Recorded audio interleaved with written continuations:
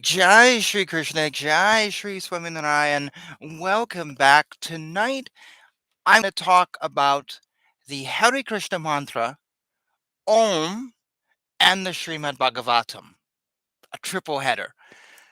I read something this morning in a book before I went to work, and it just made me so excited I had to share. And it's by an author you may not be familiar with, so I get to share his work, and I like sharing authors.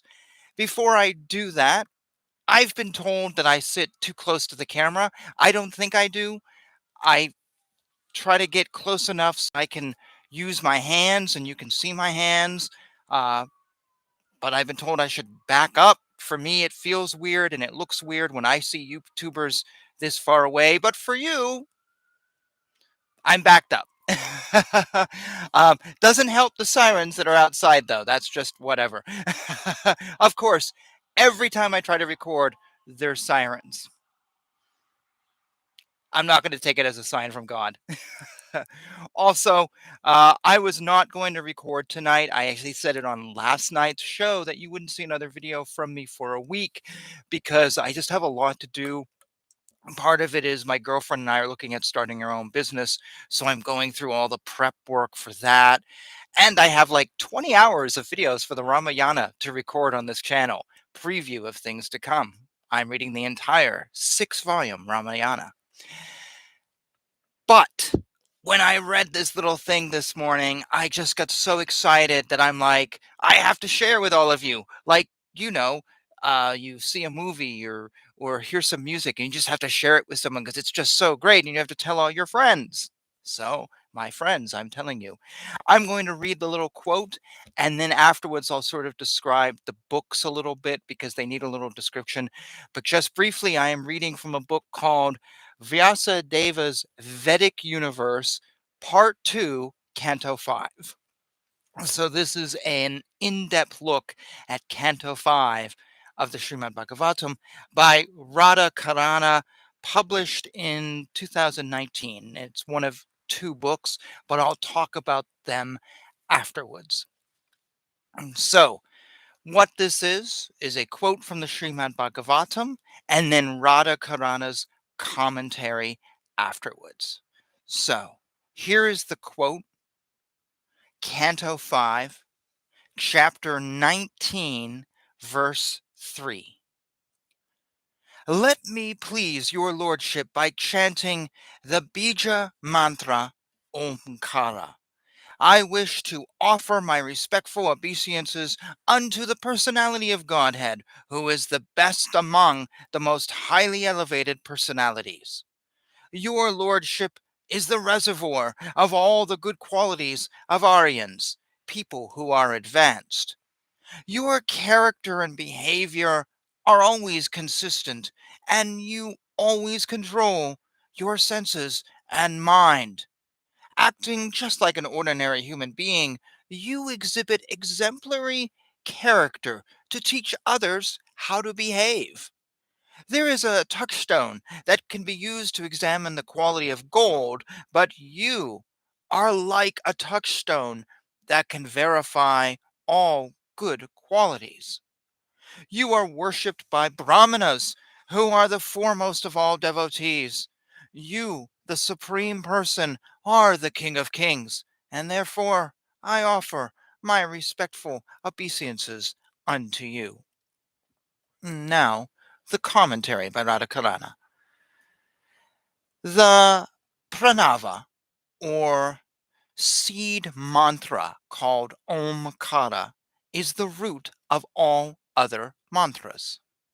Therefore, one need not chant other mantras if one correctly chants Omkara. And he references Srimad Bhagavatam, Canto 9, Chapter 14, verse 48, which you can look on your own. After saying this, each mantra has a specific flavor, and at different times, different mantras are prescribed. Therefore, each mantra is individually important. The Maha Mantra, while being non-different from Omkara, asks nothing material from the Lord and begs for the opportunity to perform service to Sri Sri Radha Krishna. Therefore, devotees of Sri Krishna Chaitanya Mahaprabhu and Sri Krishna happily chant Hare Krishna, Hare Krishna, Krishna Krishna, Hare Hare, Hare Rama, Rama Rama, Hare Hare.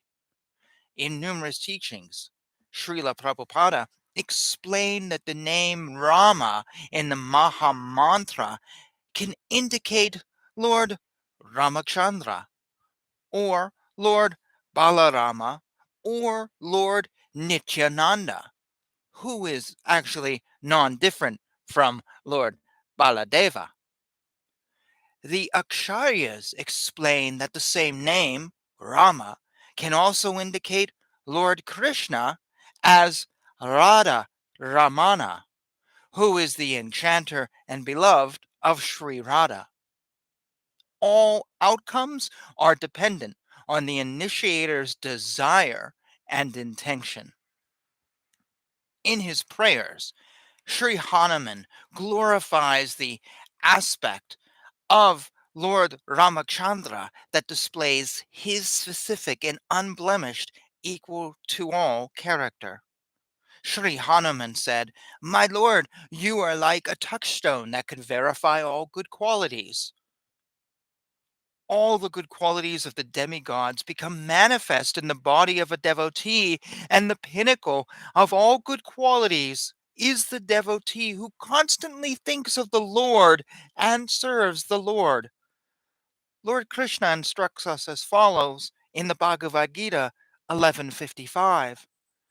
One who is engaged in my pure devotional service, free from the contaminations of previous activities and from mental speculation, who is friendly to every living entity, certainly comes to me. One more verse from the Srimad Bhagavatam. So, Canto 5, Chapter 19 again. Now, the next paragraph, or the next verse, verse number 4. The Lord, whose pure form is uncontaminated by the modes of material nature, can be perceived by pure consciousness. In the Vedanta, he is described as being one without a second. Because of his spiritual potency, he is untouched by the contamination of material nature, and because he is not subjected to material vision, he is known as transcendental. He has no material activities, nor has he a material form or name. Only in pure consciousness, Krishna consciousness, can one perceive the transcendental form of the Lord. Let us be firmly fixed at the lotus feet of Lord Ramachandra, and let us offer our respectful obeisances unto those transcendental lotus feet. Now the commentary. Spirit is finer than the finest material item.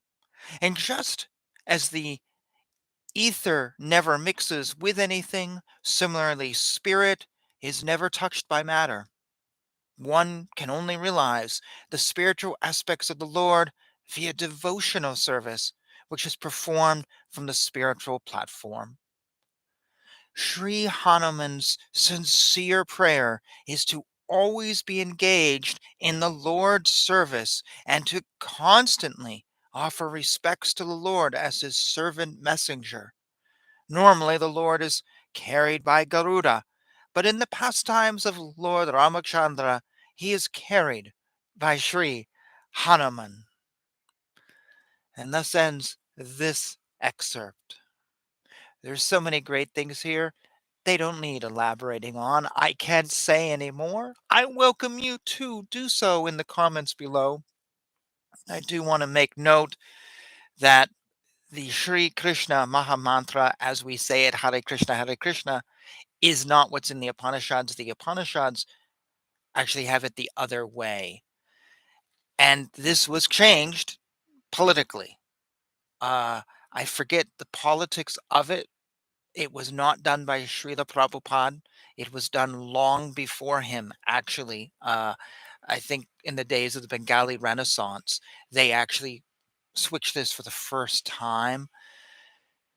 Some people say, well, you should say it that way. Others are like, well, the Upanishad actually has it as Hari Rama, Hari Rama. That comes first. I'm out. I believe I might be misquoting him, or maybe I'm quoting somebody else. Maybe Srila Prabhupada said that it's better to put Krishna first because we're all familiar with Krishna. We're not in the West, us Americans. We're not so familiar with Hari Ram, the story of Hanuman or Rama or whatever. It's not Rama is not someone we can relate to as well. I don't know. Personally, I like to chant it the other way around on my own because I like to do what the Upanishad says, but that's just me. That's just a side historical note. And I have a cat looking at me right now. I don't know, maybe you saw her run through. So, anyways, let me now talk about the book that I have read from. You might find it interesting. It might be something you want to check out. Links down below. So, as I said, the book is called Vyasadeva's Vedic Universe Part 2, Canto 5. This is on Kindle only. It's never been printed up. So, um, you can get it on Amazon unprinted. Sorry, you can get it on Amazon on Kindle. That's what the link is down below. If you want a print version like I have, you're gonna have to reach out to the author directly. If you're interested in doing that, see, I don't have Kindle. I know I'm an author of like 75 books and I don't have Kindle. This is my Kindle on my shelf behind me. um, but if you don't have Kindle like me and you want a copy and you want to reach out to the author and you can't find him, please reach out to me and I will put you in touch with them. That's what I did. I reached out to him and just said, hey, I love a copy, and he sent it to me. I don't necessarily feel right distributing his book. If he told me I could, that's one thing. I didn't pay for it. He gave it to me free. And if lots of people emailed me, I don't know, it'd feel weird. So reach out to me and I'll put you in touch with him. And then you can talk to him. And he's a nice guy. He's a European fellow. But this is actually the second of two books. And the first one is in print and link down below also to this one. And this one's called Vedic Universe Book One, Flat Earth. And he used a slightly different name on this, Radha Charan, Charan. I don't know why he changed. So it can make it hard to find the two books. But again, the links are there on Amazon. You might be able to find this elsewhere. I had this book recommended to me on Facebook and I picked it up a few years ago. I was very happy I did. It is a small text where he goes over Canto 5 and looks at what Canto 5 says. And Radha argues that science is wrong, the Canto is right. Science says the world is round, the Canto says it's flat. It's flat. Our definition of what a flat earth may look like might be wrong, though. So, this book and the other one corrects science and shows the truth of the Srimad Bhagavatam. Because why would God lie to us, right? This book, this volume one, actually gives an overview of the big picture and the big ideas, such as, the Vedic universe as a whole. He talks about let's see, I'm flipping through here, the different yugas. He talks about Earth's shape and the seasons, and as I said, the flat Earth, which is really the selling point, which is probably why he called it that. It's not just about flat Earth; it's about other things. He talks about a localized sun versus there's actually multiple suns that are mentioned in the Srimad Bhagavatam, the moon and the stars and the solar system and the mountains and dimensional clarifications, because there's a lot of dimensions. If you've read the fifth canto, you know that. He even brings in the book of Enoch, which is kind of an interesting thing to do.